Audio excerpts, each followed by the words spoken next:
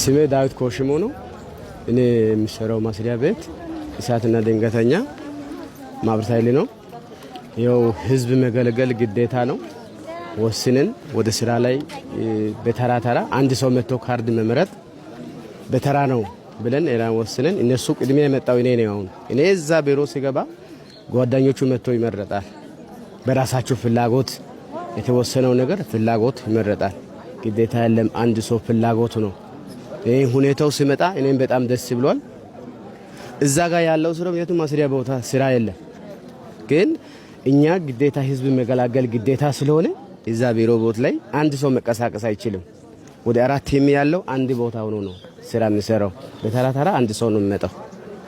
በጣም ሁኔታው ደስ ይላል። እኔ ገባ ጀምሮ ያየው አካሄድ ስራው አሰራሩ በጣም ደስ ብሏል። ምንም የከበደ ነገር የለም። ሁሉን ደስ ብሏል። በስነ ስርዓት ማስተንግዶ በጣም አስተናገዱ። ሁሉም አካሄዱ ደስ ብሏል። መልካም እስከ መጨረሻ ድረስ ፈጣሪ ረዳ።